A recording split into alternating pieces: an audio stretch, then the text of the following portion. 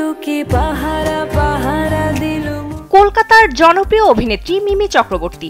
বাংলাদেশের সিনেমায়ও কাজের অভিজ্ঞতা রয়েছে তার। সবশেষ রায়হান রাফি পরিচালিত তুফান সিনেমায় শাকিব খানের বিপরীতে দেখা যায় তাকে। এরপর আর নতুন কোনো প্রজেক্টের খবর নেই এই অভিনেত্রীর। তবে এবার জানা গেল কঠিন রোগে ভুগছেন তিনি। সামাজিক যোগাযোগ মাধ্যমে বেশ সক্রিয় মিমি। নিজের যে কোনো নতুন কাজের খবর সোশ্যাল মিডিয়ার মাধ্যমে ভক্তদের জানিয়ে থাকেন তিনি। এরই ধারাবাহিকতায় সম্প্রতি ইনস্টাগ্রামে একগুচ্ছ ছবি পোস্ট করে অভিনেত্রী জানান তিনি বহুদিন ধরেই মাইগ্রেন নামের এক কঠিন রোগে ভুগছেন।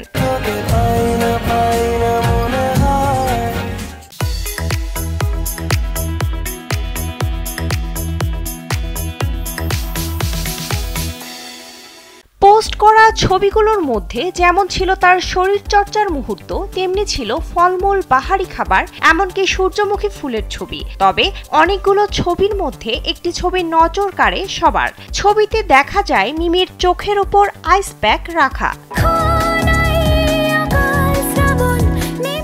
শেয়ার করা সে ছবির ক্যাপশনে মিমি লেখেন, মাইগ্রেন তুমি কঠিনভাবে আঘাত করেছ।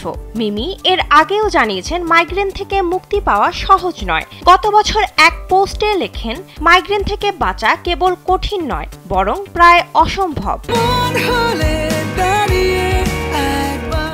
এই অসুস্থতার জন্য মিমি তার জীবন নিয়ম মেনে পরিচালনা করে থাকেন।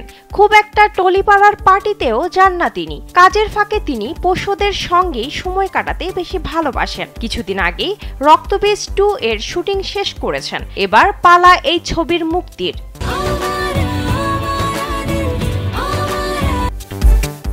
বিনোদন ডেস্ক, কালবেলা।